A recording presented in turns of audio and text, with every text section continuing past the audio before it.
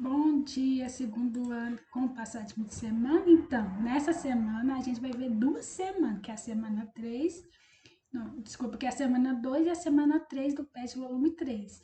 Na semana 2 a gente vai ver sobre teoria das colisões e, em referente à semana 3 fatores que afetam a velocidade das reações químicas. Então, vamos lá? O objetivo da nossa aula da semana 2 é utilizar a teoria das colisões para explicar a ocorrência de transformações químicas em diferentes escalas de tempo e também compreender que as partículas da substância devem apresentar-se com certa energia de tal maneira que choques efetivos entre elas provoquem. E na semana 3, vamos identificar os fatores que afetam a velocidade das transformações químicas, tais como a temperatura, superfície de contato, concentração e reconhecer o papel dos catalisadores nas reações químicas. Então, iniciando primeiramente, os conteúdos abordados na semana 2 do PET volume 3. Na semana 2, então, nessa semana, nós daremos continuidade ao estudo da cinética das reações químicas. Cada reação ela possui um determinado tempo para ocorrer. Ela é muito importante na indústria e domina para a indústria, ou seja, para o controle de alguns produtos, alimentos, e também dominar os fatores que afetam a velocidade de uma reação para aprimorar diversos mercados. Então, o primeiro assunto abordado é a teoria das colisões. Então, a teoria das colisões, ela explica os fatores que influenciam na rapidez da reação. Então, de acordo com essa teoria, moléculas ou íons da substância reagente devem colidir para que a reação química ocorra. Quanto mais colisão por unidade de tempo, maior será a rapidez das reações que devem ocorrer com uma geometria adequada, ou seja, as reações químicas, a teoria de colisão é o seguinte, as reações químicas têm que ter uma geometria adequada para elas ocorrer. Caso não tenha, não ocorre reação química. Então, para que uma reação aconteça, é preciso que algumas condições ocorram. Tais como os reagentes precisam estar em contato, ou seja, tipo, ter uma superfície de contato, eles têm que entrar em contato adequado. Eles precisam ter afinidade química, ou seja, ser reativo, ou seja, você põe um reagente, reagindo, não necessariamente eles podem reagir, eles têm que ser reativos, tem que ocorrer reação entre eles. Ou seja, uma afinidade química, por exemplo, igual você, o seu namorado, se vocês não tiverem, igual as meninas, os namorados, quem tem namorado, então namorada, você é com seu namorado ou namorada, se não tem afinidade química, não dá certo, tem afinidade igual às reações químicas, igual você é agente de uma reação química, você tem que ter afinidade para ocorrer. O sistema deve ter energia suficiente, ou seja, como por exemplo, a gente fazer uma corrida, ou seja, para correr numa pista de caminhada, ou numa pista de corrida, você tem que ter energia suficiente, não tem? Por isso que você alimenta. Mesma coisa, o sistema tem que apresentar uma energia suficiente para ocorrer as reações. As partículas dos reagentes devem colidir entre si e a colisão deve ser efetiva. O que é essa colisão efetiva? A colisão efetiva necessariamente precisa que as moléculas dos reagentes colidam uma com as outras, de forma a quebrar a ligação entre alguns átomos dos reagentes, enquanto é formada nova ligação entre outros átomos, formando assim os produtos. No próximo slide, vou mostrar um exemplo disso. Teoria das onde ocorre uma reação e também quando não ocorre. Antes da reação, você tem os seguintes reagentes. Aí esses reagentes, eles vão colidir. Nesse caso, quando eles têm a forma adequada, a geometria adequada, quando é reativo, eles vão se chocar contra o outro, chamando de complexo ativado. Aí, formando assim, novas ligações. Isso é chamado de colisão efetiva, ou seja, ele tem energia suficiente, e com orientação favorável. Então, dessa forma, a colisão será efetiva. No entanto, verifica que nem todas as colisões entre reagentes são eficazes. O que nos inspira a estudar o que faz uma colisão ser efetiva. Primeiro, as moléculas precisam colidir com a orientação favorável, como nessa situação aqui. Elas colidiram com a orientação favorável. E a formação de formando novos produtos das moléculas de reagente passa por uma situação de intermediário, que é o complexo ativado. Então, quando não ocorre uma reação, você tem a mesma coisa. Antes da reação, os reagentes tentam colidir. Só que, na prática, eles não complexo ativado. Só que esse complexo ativado, ele não vai existir. Porque as moléculas não estão em posição favorável. Você está vendo aqui? Uma de uma cor, uma de outra. Aqui está a mesma cor, não tá? Então, quer dizer então que ela está em uma condição favorável. Essa daqui, enquanto essa aqui você verifica que não tem uma condição favorável. Então, nesse caso, não há formação de produto, porque viu que o reagente voltou o mesmo produto. Então, não há formação de produto.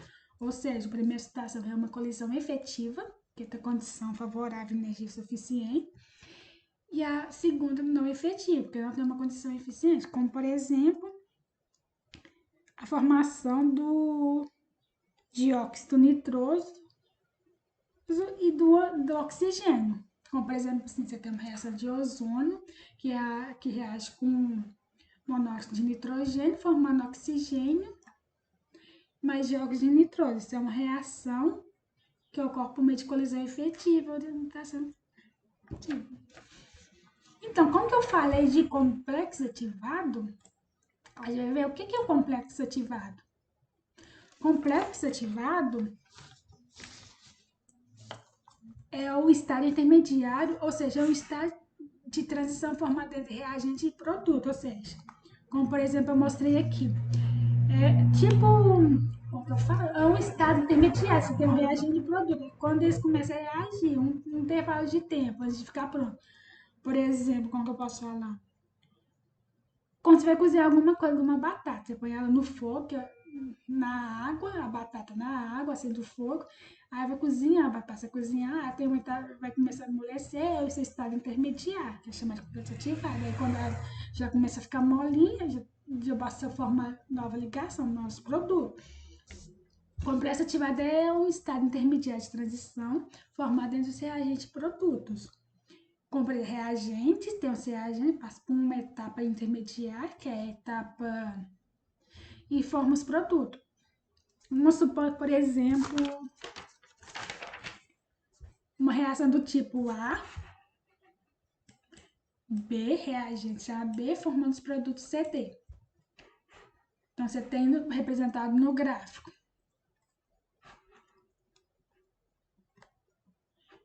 Como, por exemplo, aqui, reagente representado por esse esqueminha aqui, AB. Você colocando no gráfico os reagentes, eles se chocam formando um estado intermediário ao complexo ativado. Aí, por fim, forma o estado que é o complexo ativado, estado intermediário, esse daqui. Os reagentes, que é aqui, formando depois os produtos. Que no caso, esses daqui, que passa entre os reagentes. O intermediário sofre uma energia de ativação, que é a energia necessária para formar os produtos. Onde que A e B é chamada de entre A e B, chamada de energia dos reagentes. Entre C e D, chamada de energia dos produtos.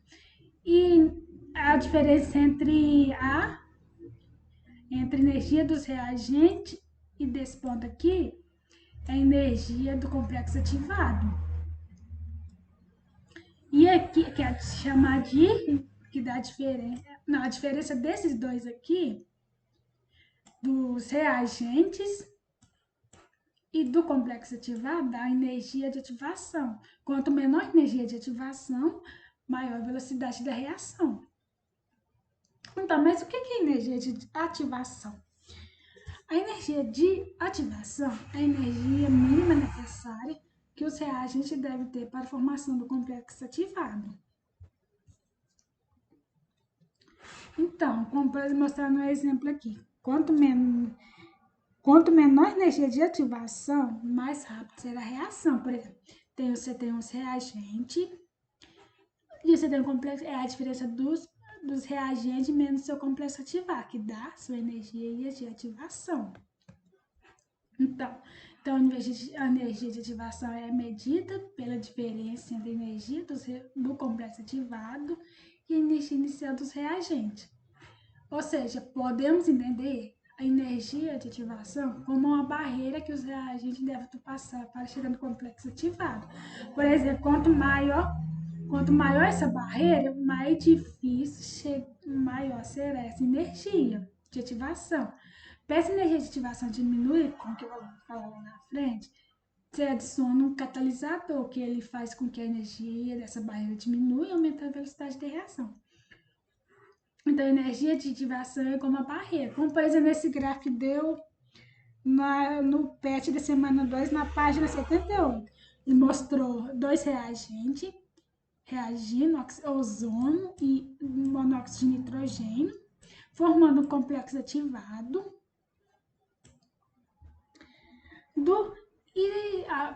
Que passa por uma barreira de energia necessária para formar os produtos. Então, você pode observar que a energia inicial dos reagentes para a formação dos produtos, após o aumento de 9,6 kJ por mol, ocorre a formação do complexo ativado. Não ocorre? Então, a energia do solvente gasta ali uma energia de 9,6 kJ por mol para formar o complexo ativado. Em seguida, observa uma diminuição dessa energia, que é a quebra do complexo ativado. Então, formando assim os produtos, ou seja, dos reagentes até o complexo ativado, há um aumento de energia de 9,6. Aí, com o passar do tempo, esse complexo ativado ele vai se quebrando para formar os novos produtos. Então, isso que é a energia de ativação, que é a energia mínima para que os reagentes formem o complexo ativado. Então, mas como assim? Mas como varia a energia de ativação com a velocidade? Vamos então ver isso? Então, existe uma relação entre a energia de ativação e a rapidez da reação. Quanto maior for a energia de ativação, maior a quantidade da energia necessária para quebrar as moléculas do complexo ativado e, portanto, mais lenta será a reação. Então, quando a energia de ativação é muito grande, a reação ela torna-se difícil de ocorrer. A energia de ativação é uma barreira tão alta de ultrapassar que a reação só será variável em pressões e temperatura elevada. Então, quanto maior a energia de ativação, menor será a velocidade da reação, ou seja, mais lenta será a reação. Então, como podemos comparar pelos gráficos, num gráfico de reação endotérmica e num gráfico de reação exotérmica. Então, como falou na nossa semana 2, é importante ressaltar que o valor da energia de ativação é característico de cada reação e não depende da temperatura, nem da concentração dos reagentes. Outra observação que podemos retirar do gráfico abaixo é a variação de entalpia, né? Como está observado aqui, tem a energia de ativação. Você observa que a energia de ativação de uma reação endotérmica ela é maior do que numa reação exotérmica, como pode ser observado aqui. Ou seja, de modo geral, então temos dois tipos de reação, a endotérmica, eu falei, e a exotérmica. A endotérmica absorve calor, a exotérmica libera calor. Então, pelos gráficos, quando temos reagente mais energético, que os produtos, ou seja, reagente com maior energia, que no caso é a reação isotérmica, e produtos menor que os reagentes, a diferença de energia resulta numa variação energética negativa, numa reação isotérmica. Ou seja, quando os reagentes apresentam menor energia que os produtos, a variação é maior. Ou seja, a formação do complexo ativado não interfere na variação da energia de reação. Ou seja, então, numa reação endotérmica, vai gastar mais energia para a formação do complexo ativado. Numa reação exotérmica, vai gastar menos energia para a formação do complexo ativado. Ou seja, então, na reação endotérmica, a velocidade de reação vai ser mais lenta. Na isotérmica, a velocidade de reação vai ser mais rápida, como você observar aqui. Então, a energia de ativação ela é igual à energia do complexo ativado, que é esse daqui, menos a energia dos reagentes, né? Endotérmica. Na isotérmica, a mesma coisa. Energia do complexo ativado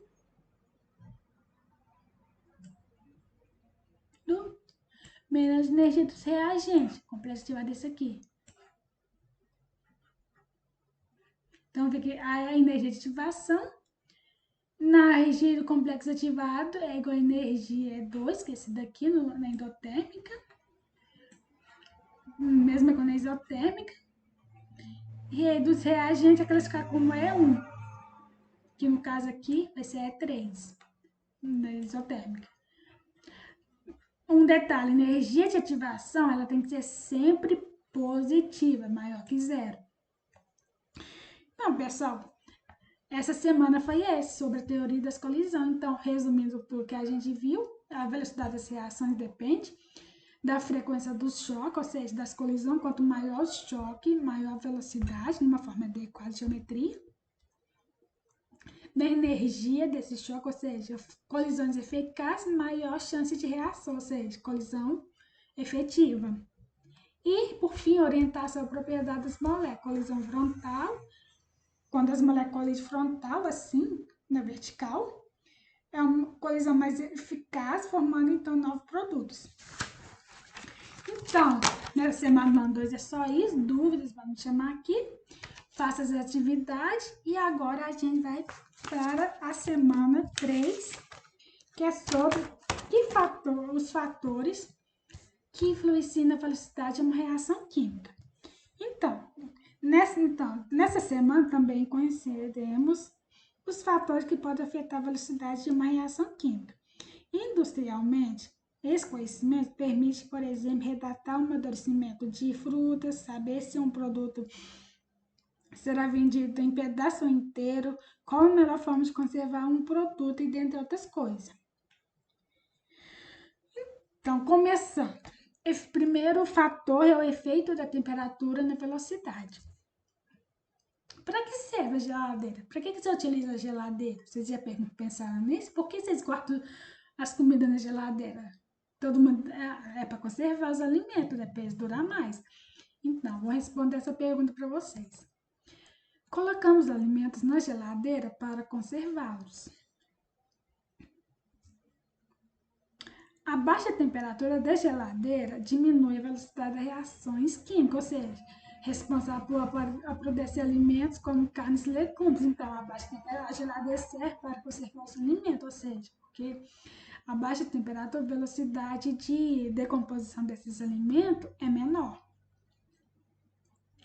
O aumento da temperatura aumenta tanto a frequência, aumenta tanto as colisões entre as moléculas, como a energia com que essas moléculas se chocam, ou seja, aumentando a temperatura, por exemplo, deixa um alimento de fora, um alimento que precisa de geladeira de fora da geladeira, o que vai acontecer com ele? Ele vai murchar, vai apodrecer, é porque as colisões dessas moléculas aumentam, a energia de velocidade de decomposição deles aumenta.